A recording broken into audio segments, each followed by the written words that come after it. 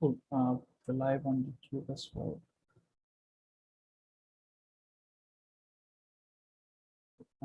Guess I'll start with the introduction talk.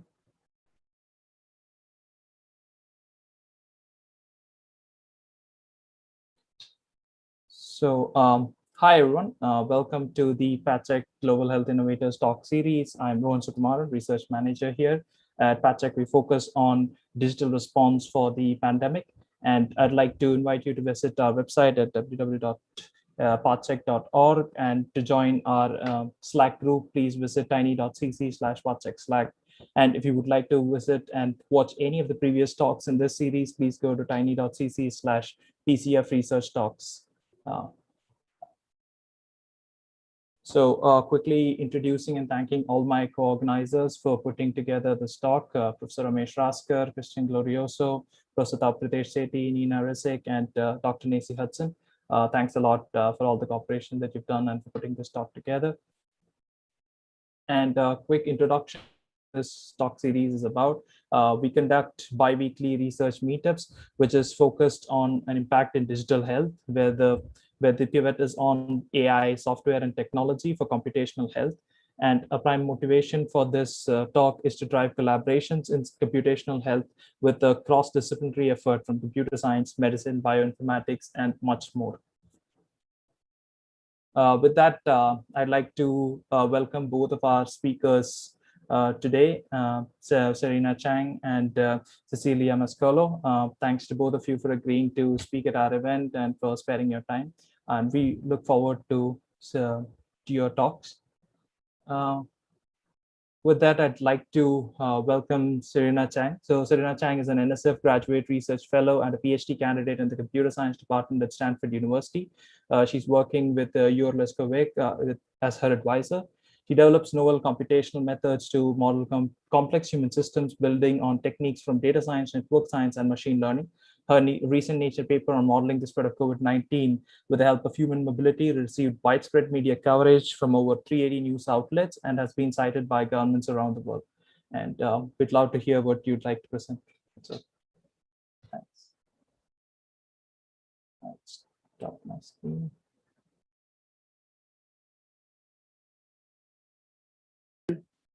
Can you hear me? Yeah, we can hear you. Okay, and these are the slides. Okay, thank you so much for that introduction. My name is Serena Chang, and like Rohan said, I'm a PhD candidate in the Computer Science Department right now at Stanford.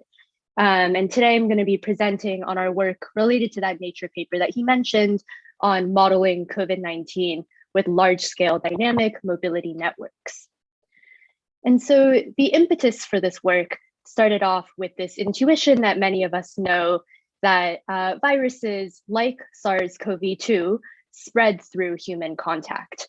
And so, for example, people come into contact at home or at work or at the same restaurant. And so within this contact network, in a simple epidemiological model, we usually say that an infected person can infect her contact with some probability beta. And then her contact goes on to infect their contacts. And so in this way, the disease can spread across the contact network. And so what we know is that understanding contact is crucial because it determines these feasible paths of transmission. The challenge, though, is that people could be coming into contact at millions of different places at different times. And so how do we actually estimate that dynamic network? And in this work, our solution is two-part. First, we infer fine-grained mobility networks as a proxy of the true contact network. And we infer these from real data, aggregated, anonymized, and collected from cell phone location data. And then in the second part, we integrate these fine-grained networks into the dynamics of a disease transmission model. And so in this talk, I'm going to describe to you how we conduct both of these steps. In the rest of this talk, I'm hoping to give it in three parts.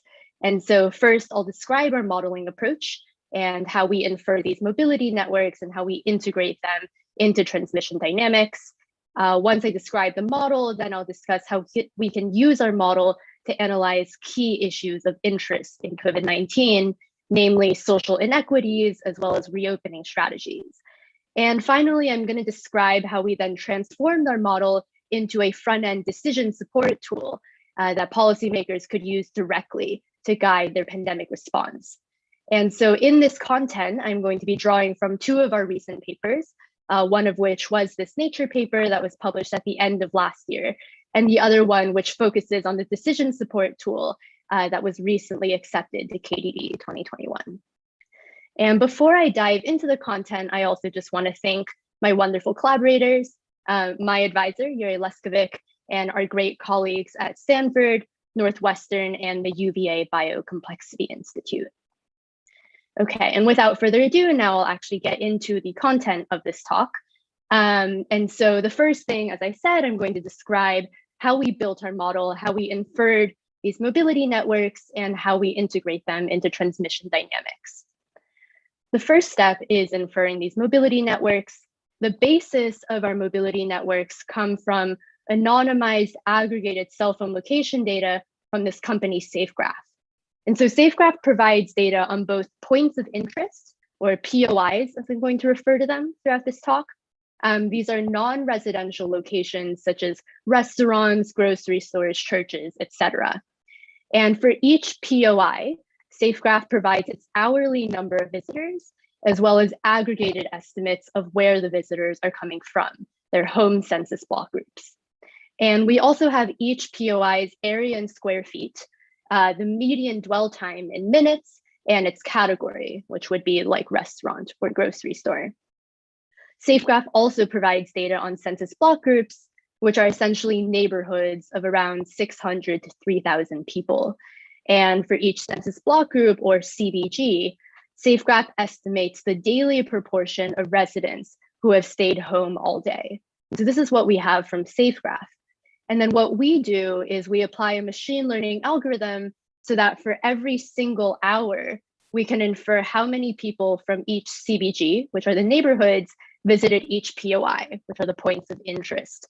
And so using this data, we infer this for 500,000 POIs, around 57,000 CBGs, which amounts to 5.4 billion hourly edges overall.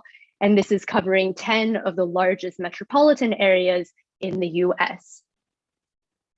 And to give you an example, once we infer these networks, we can inspect something like this. This is a network for the Chicago metropolitan area at two different time points. On the left, we have March 2nd, 2020, which is a Monday. We're looking at it at 1 p.m. And on the right, we have another Monday at 1 p.m. 1 month later. And you can see that this covers both right before the pandemic really started and then right going into the first few weeks of it. And in this visualization, the gray lines represent the network's edge weights, which are really the number of people from each CBG visiting each POI in this hour. And the point is that you can really see that the density of lines decreases a lot between these two time points because mobility drops substantially at the beginning of the pandemic. And another note is that you can see that the lines are mostly vertical.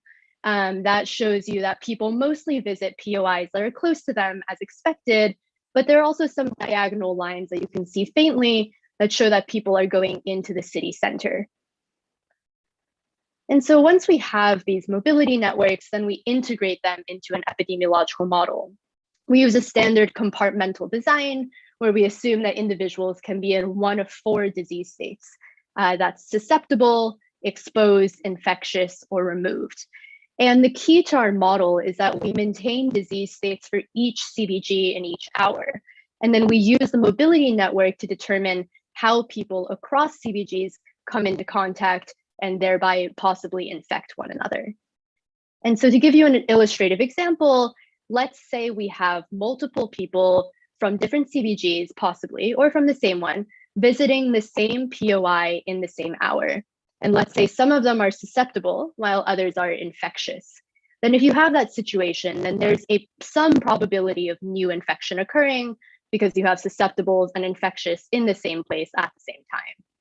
And how large that probability of new infection is depends on the POI's area in square feet, its median dwell time, the number of current visitors who are infectious, And in a later version of our model, we also take into account mask wearing, which gets updated daily. And so in this way, our model can realistically simulate who got infected where and when down to the individual POI and hour. So that's really the key to our model. And putting everything together, our work can then be described by this pipeline. So first, as I described, we infer the mobility networks from this raw mobility data. And then the networks, along with many other ingredients, all of those go into our epidemiological model. And then we learn the free parameters of our model by fitting it to reported daily COVID case counts. And then finally, we can use those fitted models to conduct all sorts of analyses, which I'll describe in the second part of this talk. Before I get there, I want to show also that we can validate this model. We can show that this approach enables us to fit all sorts of case curves in the first wave of the pandemic, both these more linear trajectories like you see in Dallas or Washington, DC, as well as cases that plateaued like in Philadelphia or even went downward like New York. And what's exciting about this is that our epidemiological model was really quite simple. So I mentioned that we have these free parameters. We only have 3 of those and they don't vary over time. The only reason we're able to capture these kinds of different case curves is because we integrate this simple SEIR model with these fine-grained, complex, dynamic mobility networks. And that enables us to capture all of these real COVID trends over time. So that's the model. Now I'm going to move into how we could use it to analyze COVID inequities as well as reopening strategies. At a high level, we can use our model and apply it to 2 kinds of use cases: retrospective analyses and forward-facing experiments.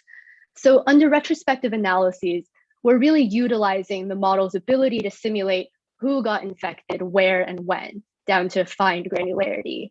And doing this, we can now analyze, first of all, which CBGs are most at risk, which enables us to analyze disparities, and also to study which types of POIs are the riskiest to visit, which can inform how we should reopen or close POIs. On the other hand, we can also use the model for these forward-facing experiments. What I mean by that is because our model takes in a series of inputs, we can basically modify any of those inputs and run the model forward to see how the predicted infections change.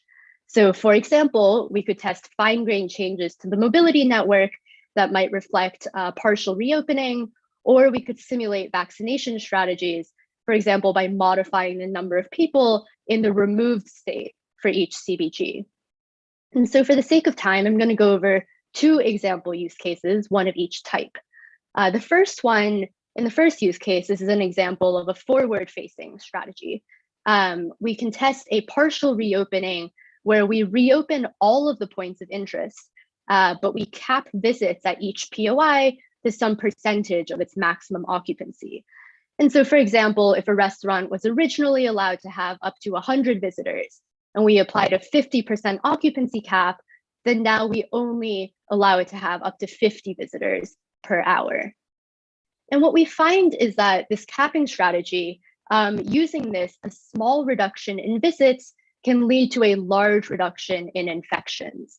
And so as shown here, for example, if we use a 20% occupancy cap in Chicago, then we'll lose around 40% of visits compared to fully reopening without a cap. But with this cap, we can reduce infections by 80%. And so this strategy works quite well because it disproportionately reduces visits at POIs during their high density risky hours, but it allows business to return as usual when places aren't getting close to their maximum occupancy. And so strategies like this provide policymakers a chance to control infections without having to shut down the entire economy, which has been a really difficult trade-off. The second use case is that we can use the model to analyze COVID disparities. And so what was quite fascinating was that even though we didn't give the model demographic information, our model correctly predicted that lower income and less white CBGs got infected at higher rates for all of the metropolitan areas that we studied. And so then we wondered, how is the model able to predict these disparities from mobility data alone? And we found that there are 2 mechanisms behind this. The first one is that lower income and less white CVGs were not able to reduce their mobility as much, as shown by the gap between the purple and the gold lines here. This is likely because they were disproportionately represented in essential jobs in the US and less able to work from home. The second reason is a bit more nuanced. So it's not just how often people go out, but also where they go. And we found that the POIs that people from lower income neighborhoods tended to visit tended to be smaller and more crowded, and they would have longer visits, and therefore they're riskier. So for example, we found on average that one trip to the grocery store was twice as dangerous for a lower income person compared to higher income people. And these findings reveal that mobility could be playing a substantial role in why we see demographic differences in infection rates, which can hopefully inform how policymakers tackle these disparities. And finally, in the last part of my talk, I want to cover how we then translated these insights from our model from an academic work into direct decision support for policymakers. So I'm going to switch gears a little bit now. I touched on this when I was talking about the first use case, but policymakers have really faced quite difficult trade-offs during the COVID-19 pandemic. So on one hand, they've worked hard to limit the spread of COVID, often through mobility restrictions, such as these occupancy caps that we discussed.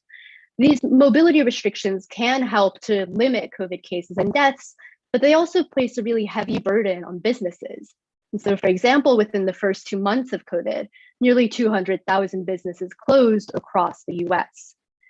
And so to address these trade-offs, policymakers need tools that can analyze and quantify the trade-off between mobility and new infections.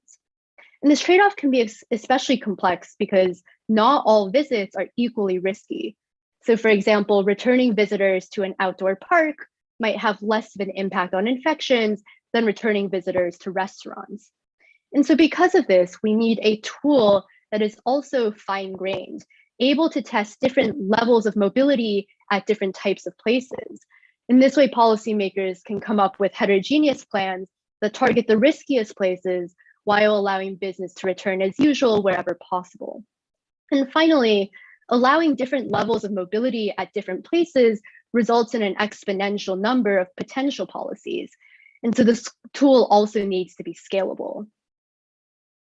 What we realized was that our modeling approach presents a unique opportunity to fulfill these needs. So in our follow-up work, we transformed our model into a front-end tool that allows policymakers to directly evaluate these trade-offs between mobility and predicted infections. So what I'm showing here is our interactive interface where policymakers can directly test different potential mobility plans and visualize the impacts on different regions. To go a little bit more detailed, we have this navigation bar where users can use sliders to test different mobility plans.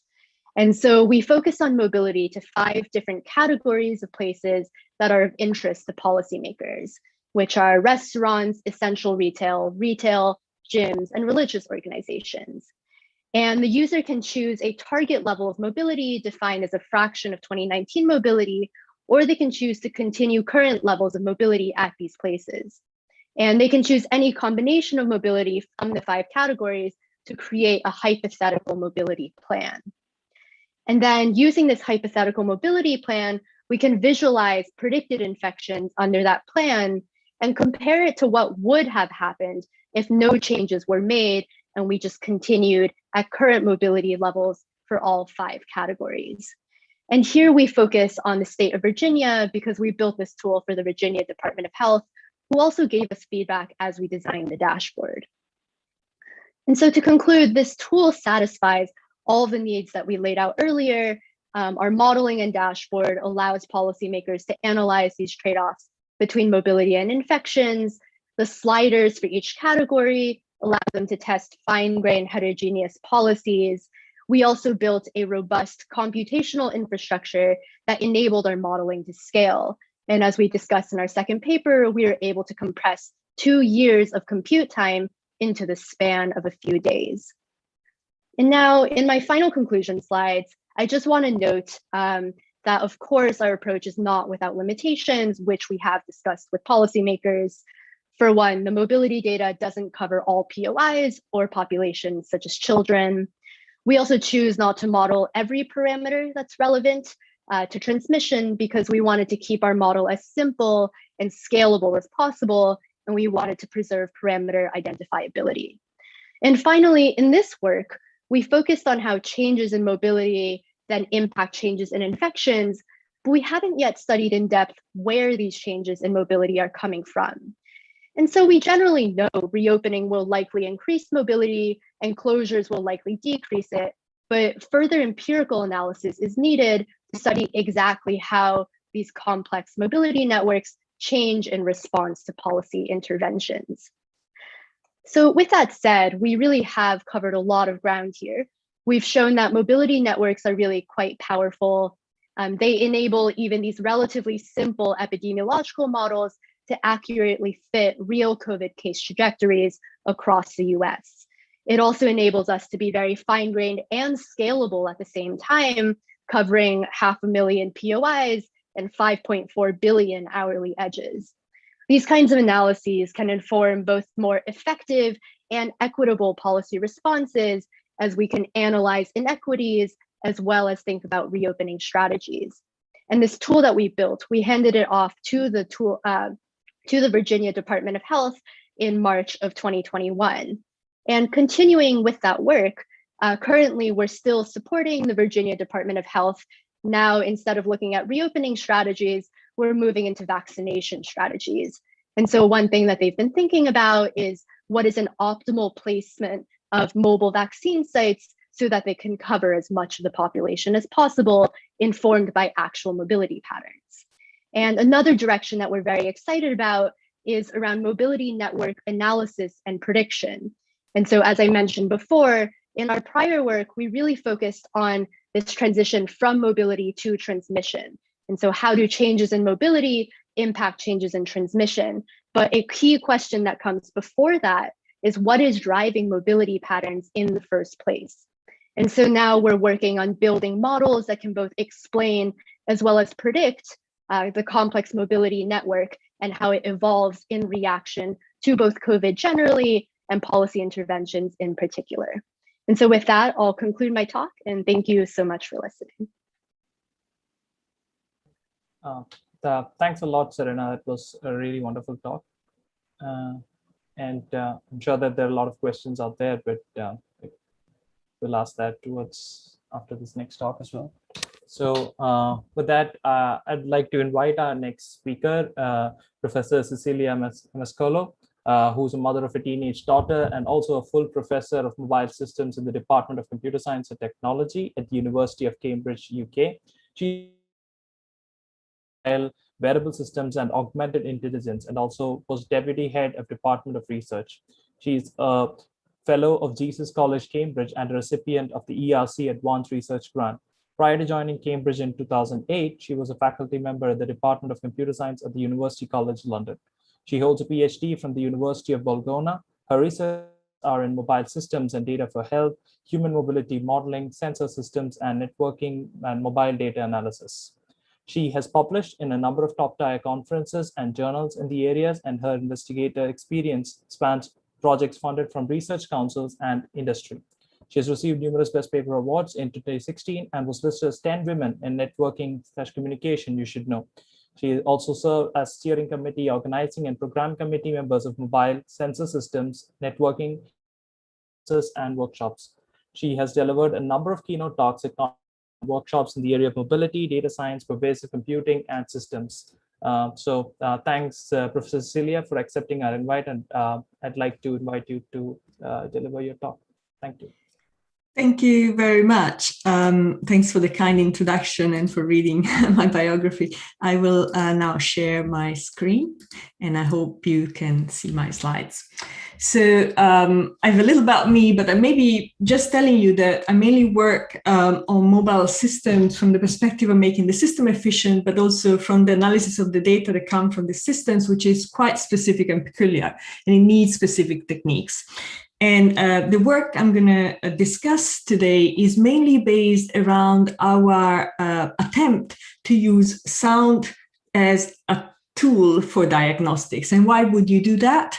Well, devices around us and devices we carry have in them microphones, which are quite cheap and already embedded. And so they come with us around our daily life. And that allows us to scale perhaps techniques for medical care and diagnostics that are based on them.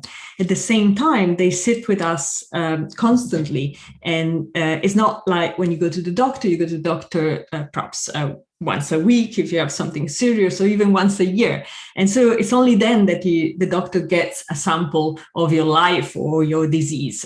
With devices that listen to us all the time, clearly that kind of quantity of sample becomes almost continuous. And this is really important.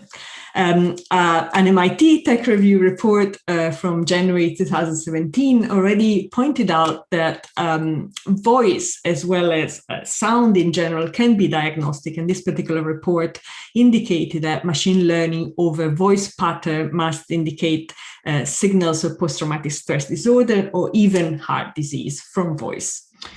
So this is not new. It's up and coming, but not new.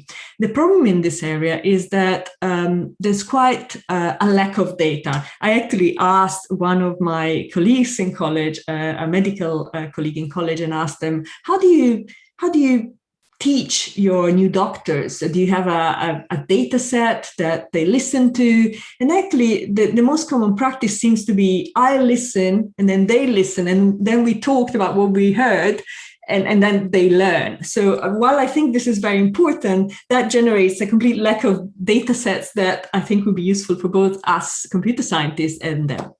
And when I was starting a general project about sounds diagnostics for viral disease, I was starting on cardiac, COVID-19 happened. And COVID-19 turns out, as you probably all know, to have some respiratory symptoms. It's quite common to then develop into a respiratory disease. And this is just a review, like many, on how respiratory sounds could be analyzed automatically through machine learning. So people have started to look at other diseases and try to see if this could be diagnosed or even progression could be diagnosed. So this is an area that people have started looking. This is a review of 2017. So it's not extremely new. But the data sets have been quite small. So what we've done a year and a half ago was to push out an app that allowed people to contribute their sounds. And this is in collaboration with other researchers. Pietro Cicuta and Andres Flotto are my co-PIs on this project. I can give a separate talk on how difficult it was to push out an app with COVID-19 as a name in the title through the Google Play and the App Store. It has been difficult. I think there is scope to talk to this big player on how research apps could be let and developed. But that's a completely different talk, or you can ask me a question at the end. What does this app do? The app collects data of people breathing. So they are asked to be breathing 5 times, cough 3 times, and they're asked to read a random sentence on the screen. Not random, it's always the same sentence. It's random because when we thought, what can we display on the screen? This is what we came up with. And, we can have a conversation about, is this right? What is the aim here? The aim is to build a data bank of sounds that can be used to generate possibly scalable, cheap because affordable, contactless, and sustainable, I would say, way of testing for COVID-19. Now, you will see that towards the end, I will talk more about, is it really, what exactly is this technology good for? Is it good for just testing? Is it good for progression? Are we talking about a mechanism to support other testing? So I think that sort of discussion can be had later. This is just because I like graph and I like numbers. This is how our app collection developed over time. You can see the temporal graph in terms of samples, the number of users, the age distribution of our participants. This was mainly pushed in Italy and in the UK. We have some United States participants. Of course, there are lots of people that didn't want to give us their location, and so, or the age even, so we don't have that data. And of course, I should highlight that this data set is very, very dirty, noisy, because it's people crowdsource data, so we don't know much about it. But one thing we asked them, and again, they could lie about it, is their COVID test data. So we asked them if they tested positive in the past, and recently if they tested positive in the last 14 days or before that, and when they tested negative. We ask questions about this, and this is what we use as ground truth for our machine learning devices. So I'm sure in your mind there is this question of what is a respiratory impact of COVID, and how does it differ from other diseases? Well, the quick answer is we don't know, but there are a number of researchers that are working in this dimension. And things that we start to see is clearly a healthy cough. You see the vocal folds movements clearly after the cough. These are 3 coughs in a spectrogram. And in the COVID cough, everything is a little bit more spread in frequency, and you can't see those vocal fold movements very clearly anymore. So that's clearly one thing. One other thing that is being highlighted by, down at the bottom, I highlighted some papers by Rita Singh at the CMU group that has looked at voice. And what she highlights is a spread of frequency changes at the top, and the harmonics of the voice not being so clear anymore when the COVID voice. Most importantly, since we've started doing this, we have doctors contacting us and telling us that they can hear.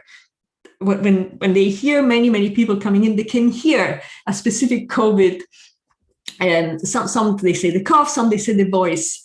So there seem to be some sort of signatures that could be recognizable. The reality is that we possibly don't know. I just want to give you an example of a voice of a person who contributed while she was sick, and then luckily she recovered. And this is clearly an example that is quite remarked, and I just want you to notice, and it's very noticeable, you will hear, so just give me a second.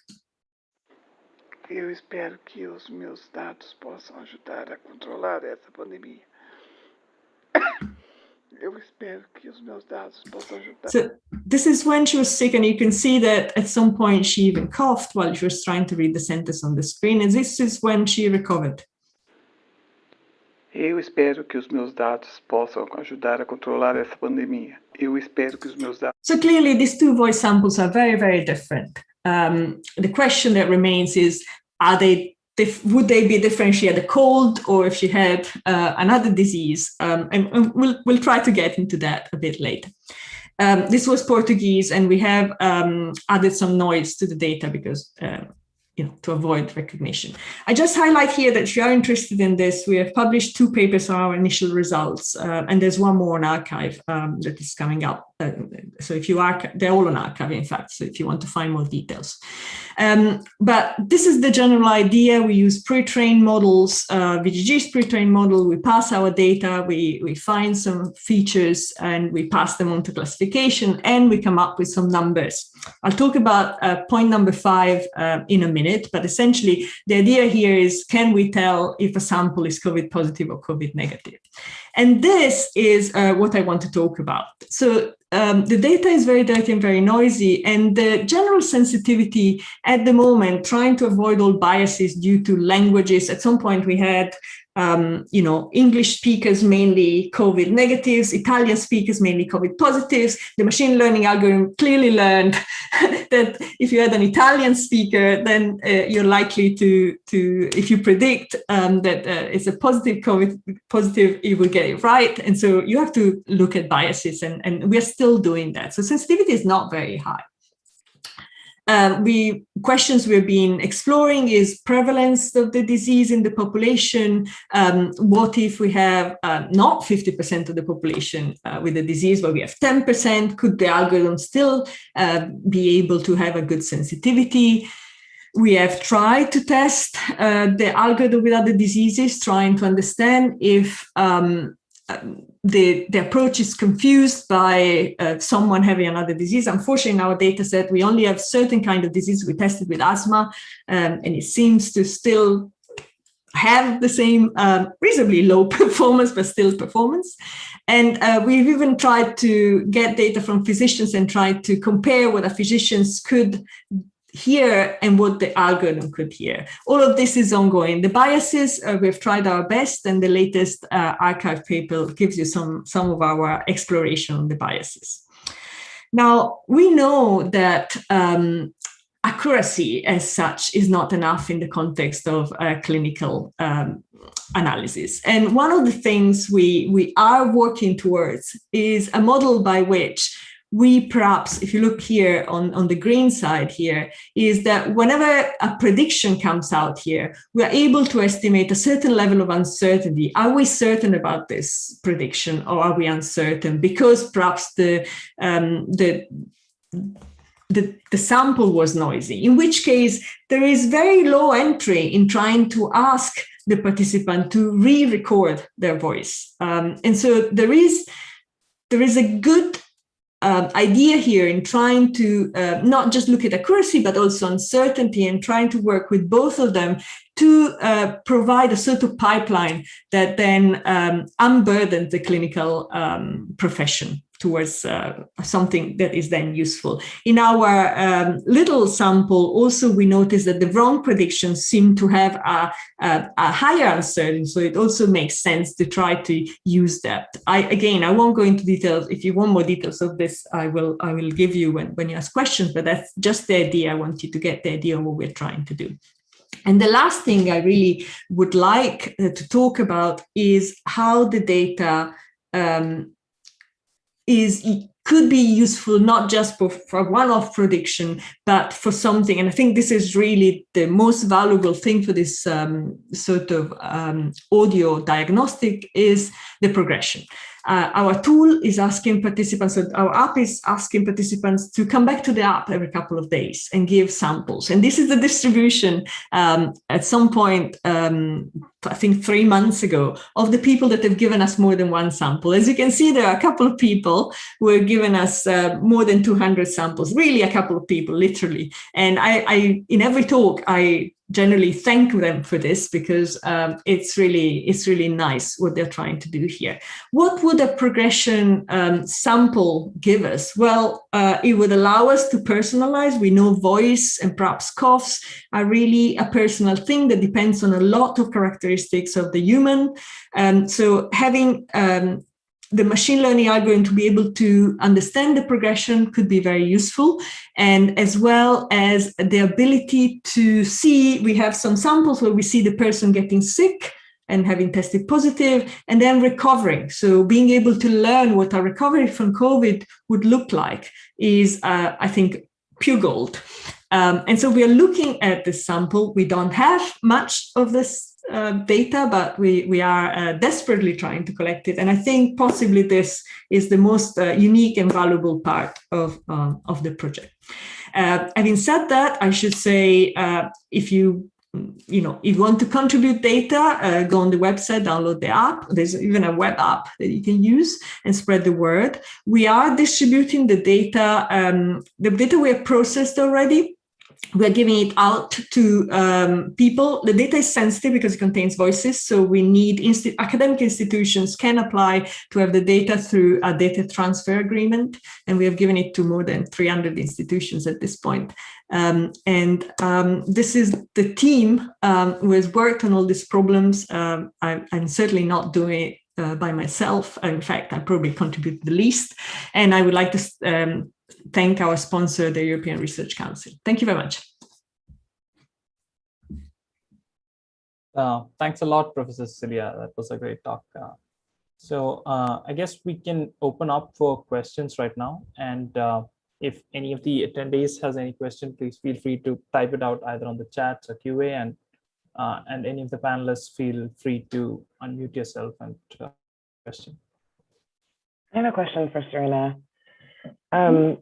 I really love the data story you showed and how it kind of illustrates how vulnerable low-income and minority populations don't or didn't and don't continue to have the privilege to protect themselves in the way that the rest of us have with isolation or working from home and not having a lot of options in that way.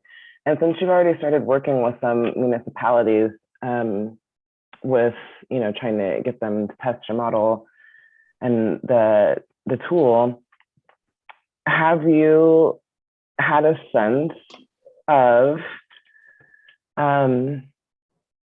whether there's sort of the will to base policy decisions on what's best for the preservation of life, especially for these forgotten populations that they're already unprotected. We don't, you know, really care about their existence anyway. So have you seen that?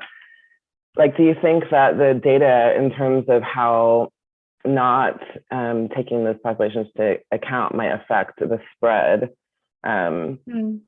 Is that compelling enough to finally take care of everyone who is vulnerable, or what is your sense of how you've been working with so far? Yeah, it's a good question. I think it's complicated because I don't always know what goes into their decisions ultimately. Like, we can do what we do to present our work, but we don't necessarily know, you know, there's our work, and then there's all the things they're hearing from other researchers, and then there's all the various political and other considerations that they have to have.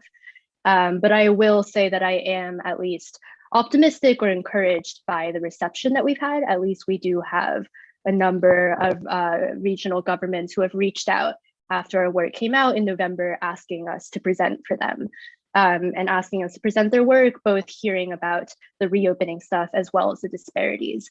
And we've also seen a continued relationship with the Virginia Department of Health, which I think is also quite encouraging, that we built this tool for them, and now they're interested in continuing to use mobility data and these data-driven approaches to try to understand how to come up with the most effective policies. And I think the thing that I hinted at the end with the vaccination strategies, that's definitely also an issue around inequality as well. Who has access to vaccines? And one of the difficulties sometimes is it might be harder, especially in the early days, to get a vaccine if there's not enough sites near you, or if you don't have the time to surf the internet to try to book yourself an appointment. And so trying to come up with strategies that make getting a vaccine as convenient as possible can at least hopefully get some people in the cracks. And then otherwise, we need a lot of other more maybe active strategies as well to try to convince people and try to help them understand both the risks and also the benefits of this vaccine. Interesting. So I had a quick question for Professor Cecilia. So you had mentioned that the model sort of learned the fact that they were speaking in a particular accent, like the Italian accent versus English accent, and that led to predictions going wrong. So what were the methods that you tried to debias the model, or sort of disentangle the accent from the cuff or the actual spoken? Or is it even possible? So maybe I wasn't clear. It wasn't the accent; it was the language, because we have translated the app in many different languages. We had in that case it was an Italian. It was easy to distinguish for the machine learning. So what we have done for that is try the system first on a single language. So we have a large English cohort. And so we use that, and that has taken it away. Obviously, there might be some accent effects, but I don't think they would be considerable in this case. But I don't know. Maybe they are. The other thing you can try to do is to use the language inside the model to try to see if, or maybe we test with different languages and see if the model is biased. That's one other way that you can try to weave the thing out. But yeah, I see. It is very challenging. It's a super challenging problem. The one we have tried to tackle, but why not? Right, absolutely. Yes, I believe people have been trying about removing biases and certain spurious correlations from the model by disentangling the features or removing these features that are skewing the models, etc. So yeah, I think it's open, right? I had another question for Serena. So one thing probably I missed it was when you have the POIs, do you have the infection parameters like the transmission parameter beta or other elements? Do you have that? And do you have any sense of ground truth at the POI level? Like this is probably the number of cases at a POI to compare the model against? Yeah. So this is a great question. It's sort of a mix. We have a lot of priors in terms of what we expect will impact POI transmission. And so we try to use as much data as we can, everything we know about these POIs to try to estimate a realistic transmission rate. And so there was this slide earlier on that showed basically the transmission rate at a POI depends on its area in square feet. So if it's smaller, then it's more transmissive. If the median dwell time, which is how long people tend to visit on average when they visit there. And so a grocery store would have usually a shorter median dwell time than a restaurant, which would be shorter than, say, a hotel, something like that. And we expect that the likelihood of getting infected at a POI also scales with this dwell time. And then, of course, it has to do with how many infectious people are currently there at the same time, as well as mask wearing, which we incorporate in the second version of our model. And so we include all of these things and we define a parametric form of how to incorporate these ingredients. In order to validate whether this is the correct parametric form, we try varying it, try taking out various features, and we compared the relative ranking of the POIs to basically rankings that external epidemiologists had done in terms of how risky they expect different types of categories to be. And we found that if we took away any of these features, our ranking became less realistic.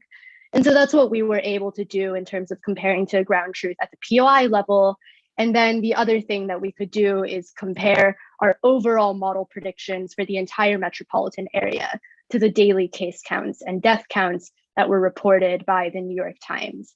And so, the New York Times comes out with these county level daily cases, daily deaths. And so we can aggregate all of the infections over POIs and within CPGs, add them up and see whether they compare nicely to the actual reported case and death counts. And so, of course, ideally, we would be able to have a ground truth of number of infections at each POI, but unfortunately, that's not something that we have at this time. Right. That makes a lot of sense. So if I can ask a quick follow-up question. So you mentioned all these are probably informed by the epidemiological model, epidemiological pattern numbers that are coming from expert. So do you think it would be beneficial if some to figure out these parameters as well in an end-to-end way, like how the transmissions are changing or what the betas or R0 scores are? So probably like an end-to-end differentiable way, like we would train it as an entire neural network, including the SEIR. I'm not sure. So end-to-end from what to what? So right now, if I understand correctly, we have the mobility network and it is connected to the compartmental model, which is non-differentiable part, right? There is sort of no gradients that can flow between that. So do you think we can change the parameters of the SEIR model? Like obviously we'll have to make it a different model, not an SEIR model. Yeah, we have a couple of free parameters within the SEIR model too. So there's one parameter that scales the overall infection rates. And so, like I said, the transmission rates are proportional to all of these things. But what is the absolute number? What is the exact probability of getting infected? We have a scaling factor that allows you to tune that. And so that is something that we fit to real data. Whether this is something that we want to use to inform like how much transmission changed over time, I think we need to do more experiments to really convince ourselves that the parameter estimates themselves are correct. And it's not just the overall number of infections at the end that we're getting correct, but that the parameters between different POIs, for example, are identifiable. And so I think before we can start reporting these parameter estimates as a finding in themselves, we should do a few more experiments. But it's definitely a promising direction. Awesome. Cool. That makes sense. I do have a few more questions, but I think there is one on the QA and So there is a question in the Q&A, I think, for Professor Mashkolo. So how did you work on the data set segregation? because the variability of the data, especially in the audio samples, could have been biased. There is actually a similar project with India, led by Wadhwani and Stanford, try to do the same thing. So how could someone compare the models, and do you have any benchmarks or something?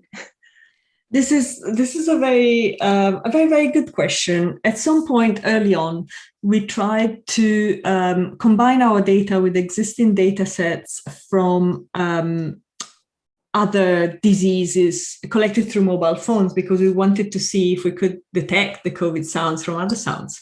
And the difficulty there is, because of the way the data is collected, it's quite easy for machine learning algorithm to learn the collection, right? The data collected by a certain cohort and the data collected perhaps in other ways. And so we couldn't combine our data with other data sets. Now I know that the Kurzweil people, that is the Indian, have a data set, and I've seen their work in the speech and the other audio conferences. I think we're all struggling with this problem. In terms of comparison, some of them are collected differently. So there's another large data set collected with CAF by EPFL in Switzerland, and that has been released recently. I don't know how much these things can be put together yet as a large data set of X, because of the different collections, and how that could bias the models, and how we need to work towards getting that a bit away from that. Some collections are very specific in the way they collected data. Our for example, asked the participant to read a specific sentence, so it will always be kind of different. There will always be that sentence for those participants, and now you need smart models that get away from that. I think there's an earlier question, which is if you have an homogeneous data collection from a certain cohort from perhaps the same app, can we do something with that first? I think we're really behind on that. Yeah. And some of the accuracy that has been reported by some of the initial papers are a bit high for me to trust, and there are clearly possibly some biases happening in the analysis that have influenced the data results. Okay, thank you. I hope this answered the question. If I may just continue with some of things that are flying through my head. I was really excited to hear you both talk, and then getting mine together, but still, let me maybe first stay with Professor Mascolo. So one of the things that I was wondering is, when you were gathering this data, is there any other data that you kept on the participants? I don't know, maybe if there are smokers, if they are, I don't know, maybe teachers who talk a lot during the day, so their voice cords could get damaged, or I don't know, some of these things. Or maybe did they at some point report also some symptoms, some other things that they experienced? And the final one, which is more, I guess, when we look at the data, we sometimes try to see some pretty correlations and see, oh, there's something happening there.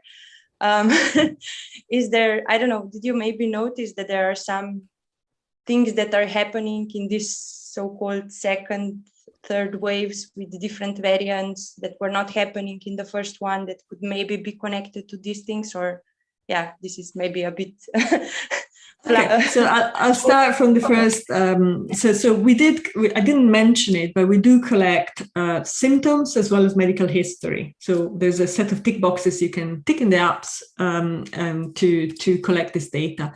And so we do know a little bit.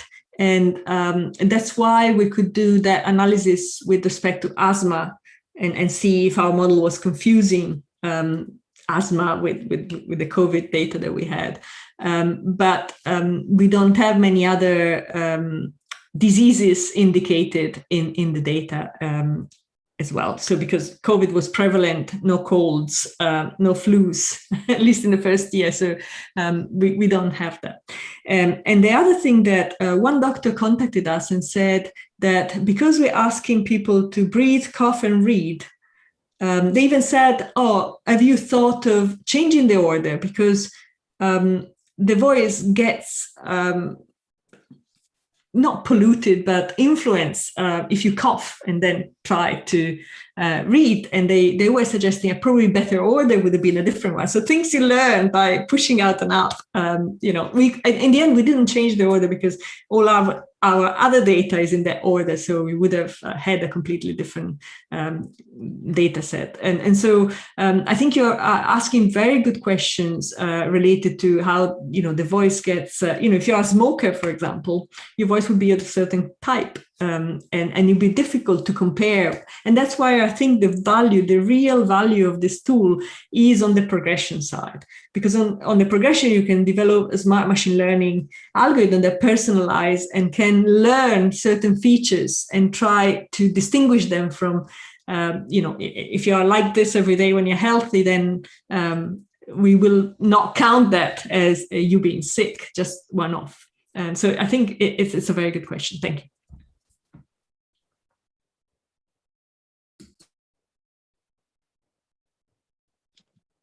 Yeah, there is another question in the Q&A, I think still for you. So did any of the voice samples have any variation with respect to this variant? So it reminds me that I probably didn't answer the last part of your question, which was about, have you done analysis on the recent waves? The only thing we thought of looking at some point was that perhaps because we hypothesized we weren't getting as many people as sick as in the first wave in the second wave. So people with milder symptoms would show up, but we didn't quite see it in our data yet, but we haven't done a very deep analysis on that. Now, to answer this, we haven't yet looked at this variant. And I think mainly in the UK, there was one dominant variant at some point, but now perhaps it's interesting now because we're starting to collect Delta variant aspects here, and that could be a good time to look at this, but we haven't. It's just a very good suggestion. Sorry for essentially I'm answering no and I don't know to most of the questions, but yeah, this is the reality of this. This is very complex, I'm afraid. The reality of research, I guess. Many times. So thank you for the questions. I also have some questions for Serena, if I may. Mm-hmm. So there were a few things. So I was also a part of. We were also working with modeling the COVID and also with the decision making or providing the tool for the decision makers. And there were just few very maybe general things. So this tool of yours, does it in any case also takes into account, so if I understood right, it kind of tries to find the right trade-off between the mobility and between the closing and so on. Does it take into account also, I don't know, some social costs, or some other economical costs? Because so closing of the businesses is of course extremely important, but is regarding to this specter of the MPIs, maybe just a part of it. So just this is just one thing. Yeah, no, that's a great question. So we focused primarily on mobility because that is the thing that we had data for and the thing that is the easiest for us to be able to actually compute hypotheticals about. And so you're absolutely right that there are many other ways that you could try to intervene and try to reduce transmission that don't have to do with this trade-off. So in the early days of the pandemic, I feel like NPIs were really the primary way of intervening. But now that we have vaccines, obviously, that would be another very primary way of trying to reduce transmission without having to deal with this trade-off between mobility and infections. But yes, in this work, we focus primarily on what would happen if you changed mobility at not even all types of mobility, but these specific types of places that we believe that we have good data coverage for. And so we weren't, for example, looking at changing mobility at schools because safe graph coverage is not as good for younger populations. We weren't looking at changing mobility at home gatherings because safe graph focuses on non-residential locations. And so we really wanted to focus on these 5 groups that are of interest and that we had confidence in.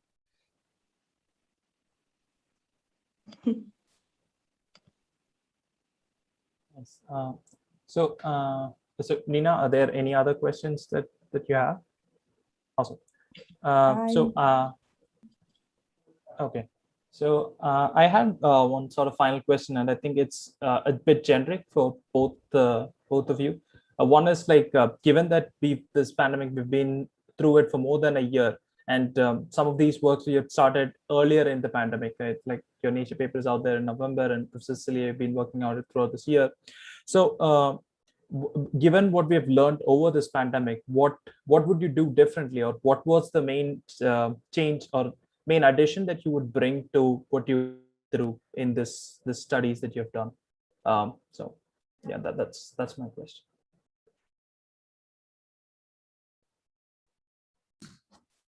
Serena, do you want to? Open-ended, but if there is anything that's no, it's a good question. Yeah, I guess I can go first.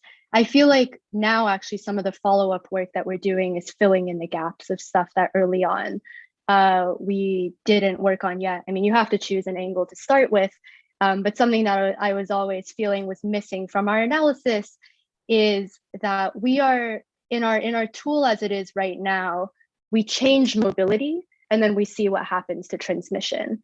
But in the real world, governments, policymakers, no one has actual control over mobility. They only have control over policies, and then policies maybe change mobility or maybe they don't. Nobody directly impacts human behavior. And so there is this gap, I think, in our work and maybe in the existing literature that looks at how are interventions actually making a change to mobility and to these other behaviors that then go on to impact transmission.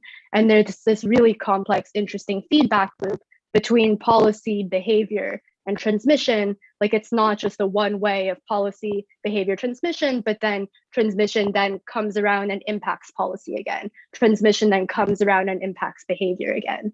And so I think thinking about everything within this very interconnected space and trying to map out how all of these things relate to one another so that you can really have a holistic solution that works.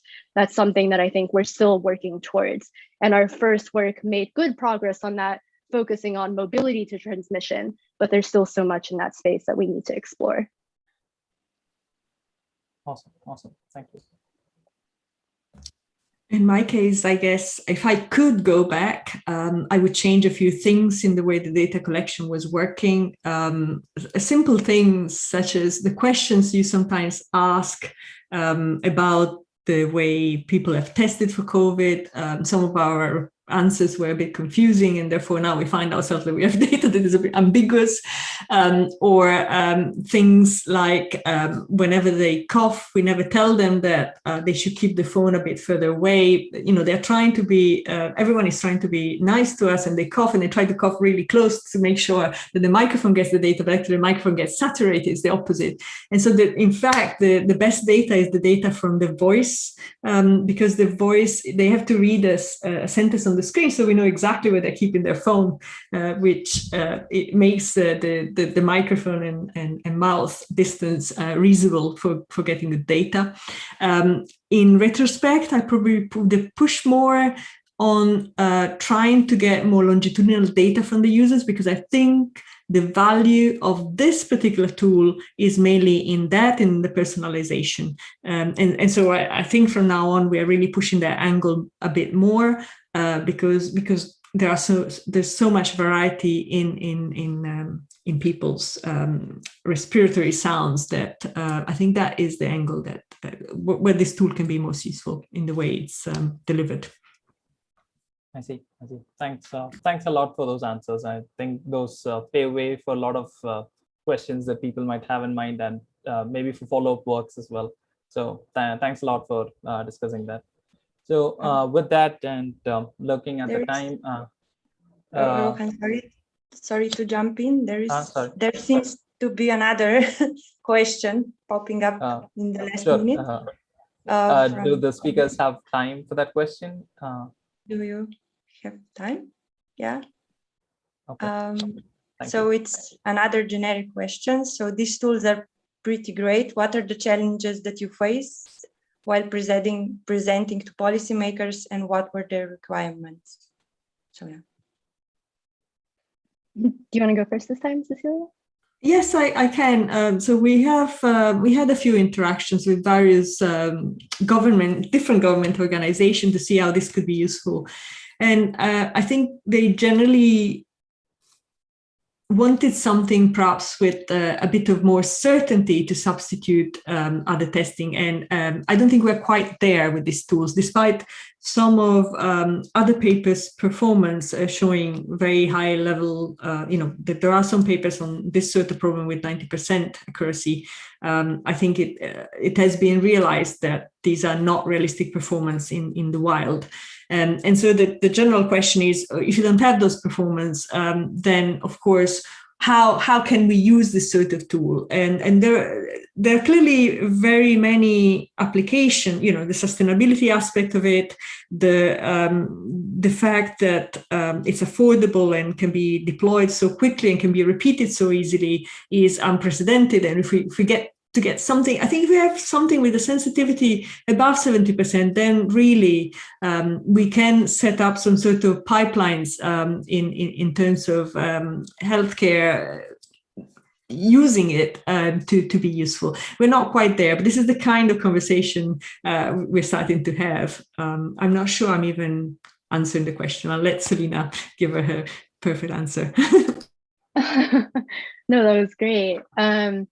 Yeah, I think it's challenging for sure. I think one thing that uncertainty is certainly part of it. And I think when you're doing science, it's there's always a lot of uncertainty involved, and that's maybe more acceptable or more appropriate when you're not necessarily deploying it right away. And so we had to think a lot about uncertainty with our tool too, and what claims we were willing to make and what we didn't want to do. And one thing that you might notice in our tool is ultimately the sort of hypotheticals that we were doing with our mobility tool. We were saying, what would happen if you had some percentage of 2019 mobility?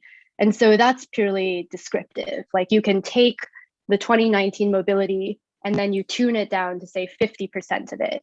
And then you run the model with that. And you can say, this is what the model would predict would happen with 50% of 2019 mobility, as opposed to a more counterfactual claim, which is what would happen if governments use the 50% occupancy cap, or if they closed restaurants. That is harder, and there's more uncertainty around that, because then you have to think about how would people actually react? What would this mobility network actually look like once you have this sort of occupancy cap or this sort of closure? And we felt, in some places you might be able to do a simulation in a paper and say, yeah, like if you can hold these assumptions to be true, then this is what our model would predict would happen. But in the actual deployment space, we felt like it was cleaner to just say it as it was, and to say, this is what our model can do with more confidence. And then in these other situations, maybe if these assumptions hold, this is what would happen. But because we care about application, because we care about the real world, we're going to stick to what we know better.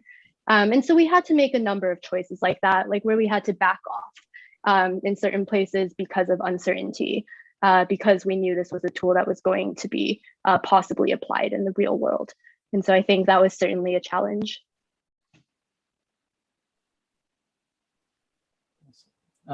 Thanks a lot for answering that question. And again, I'd like to thank both our speakers, Serena and Professor Cecilia, for spending this longer duration with us and for clarifying all our questions.